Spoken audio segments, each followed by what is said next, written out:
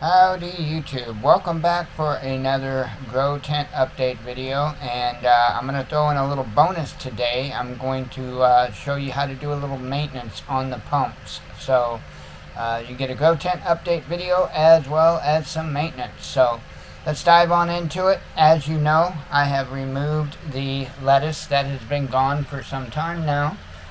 The onions still remain. They're doing alright.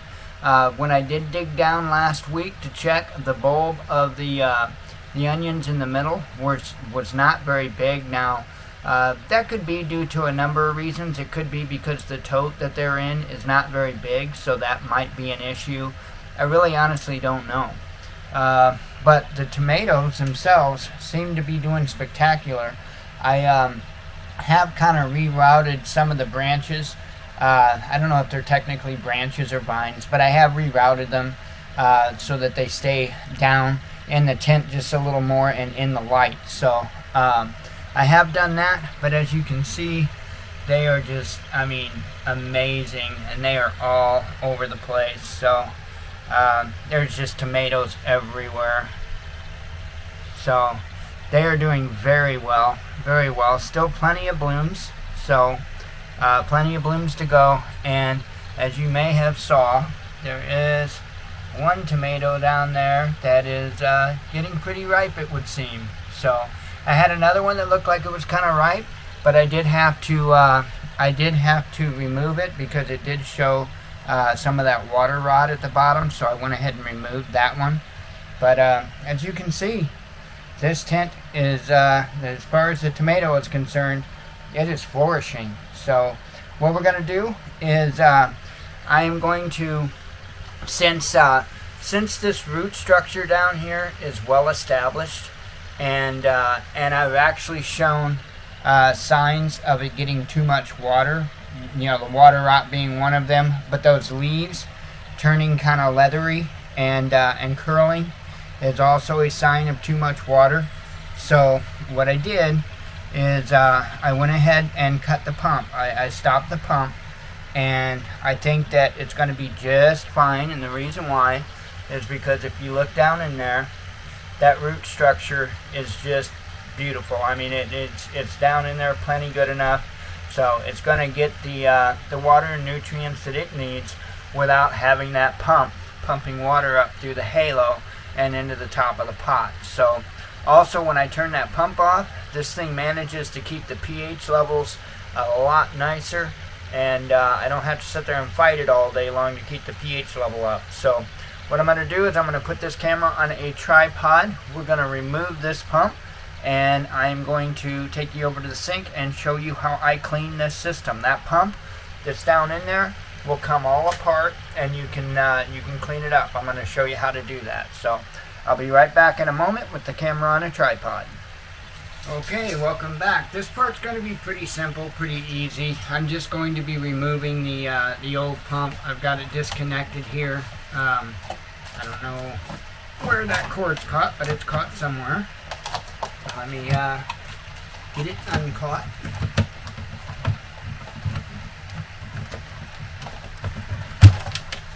Okay, I've seen that it was under the tote here. So I've got that out, and I'm just going to pull this pump up. I'm sorry if I was bumping the camera around when doing that. So it does seem that the roots are bound in the cord a little bit. Oh, I see. There's the foot of the planter is what had the cord. So I'm going to go ahead and pull off. This is just a little fitting that pops out just like that. I'm going to go ahead and pull it off and set the pump off to the side here. And then I just checked to make sure I wasn't going to look like an idiot on camera. And I can get this halo out of here. It will squeeze past. There we go. Well, I didn't completely take it out off camera, but okay. So the halo is off. I was a little concerned that I wasn't going to be able to do that. And so that's simple. The pump is outside of the water here, the tote, and then I've got the halo all cleared and out. I'm going to go ahead and turn my air back up,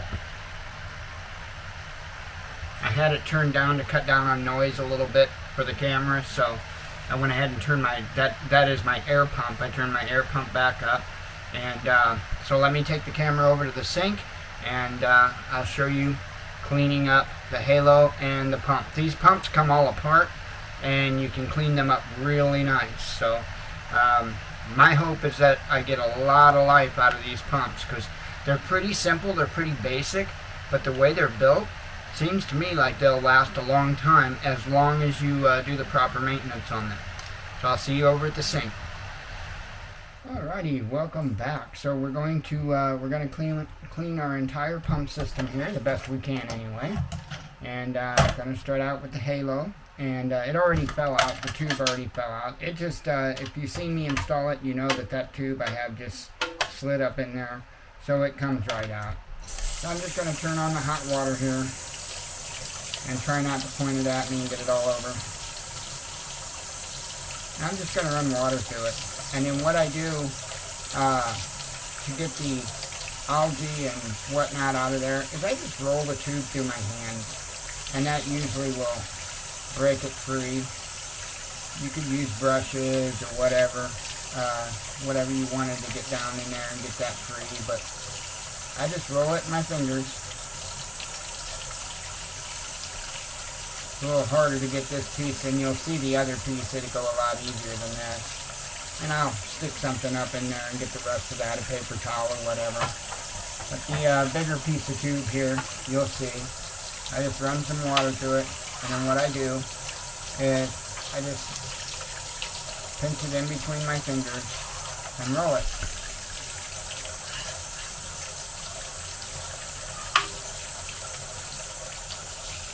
And you'll see that is enough to get it quite clean.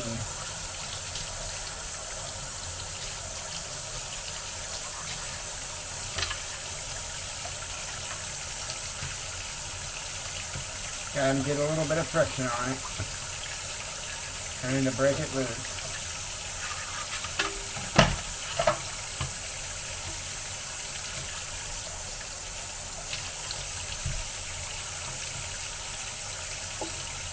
And again, you could use a brush and run a brush down to it, but the only brush I have that would be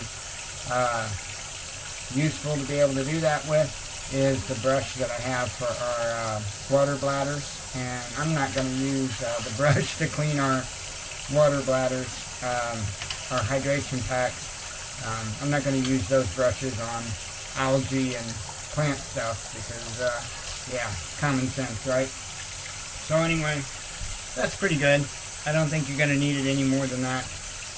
The idea is just to get the algae out of it. Like I said, I'll take a paper towel or something and stick up there and get the rest of that. And then to the pump. These pumps, they sit down in the water, so you don't have to worry about submerging them in water or anything like that. That's not an issue.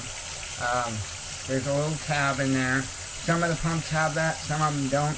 This one happens to have it, and wouldn't you know it, I don't have my screwdriver. I normally take a screwdriver and stick in there. I don't have that on me, so I'm just going to take my knife, try not to stab myself, and get that off of there. So this is the grill on the front. Stick it under the water, and usually just the water pressure alone is enough to get most of it. So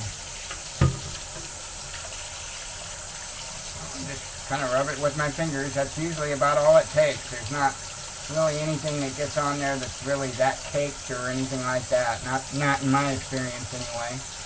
And so rinse it off. Seems to do a good enough job. And then in here, you're going to have this piece here that controls your flow. Same thing, just kind of run it under the water and rub it with your fingers, and seems to be enough to clear off anything that's on it. Not a big deal. And then you're going to have this piece here, which I just stick a fingernail under and work back and forth the two sides, and that piece will come off. And once again, just kind of stick it in there. Use my fingers as my washcloth, if you will, and kind of rinse all the stuff off of it.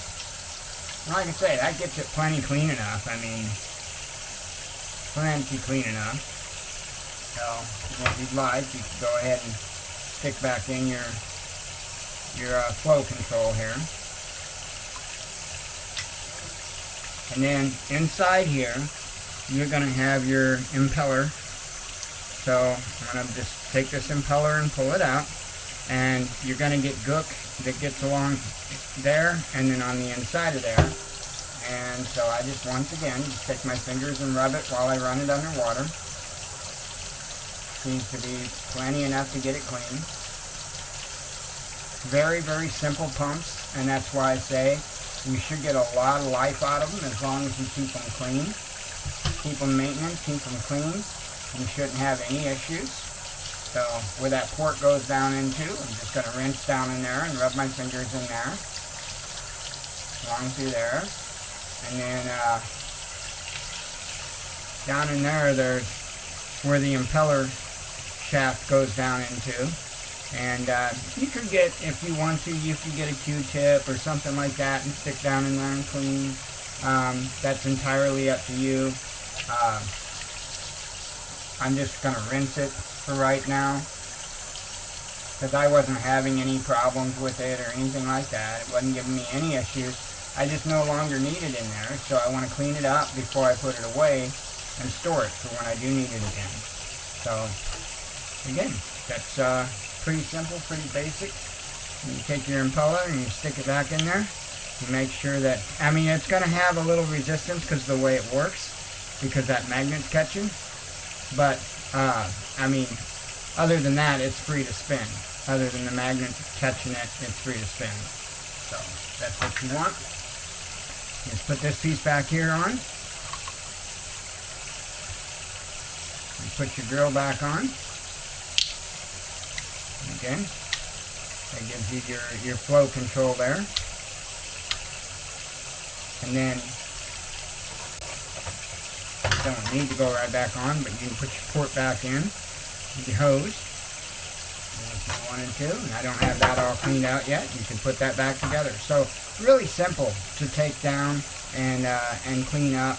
And I would highly recommend that you do it periodically. It's a good idea to do that periodically and keep that cleaned out, because one thing that would not be good on this is if, sorry, I kept the water running, is if the impeller got stopped up and the impeller couldn't turn, and you just had the coil on the inside of here putting out that magnetic field without actually being able to turn anything. You do risk that getting hot, you do risk burning your coil out. So, but basically they're made really simple for a reason, and that is so that they do have some longevity to them.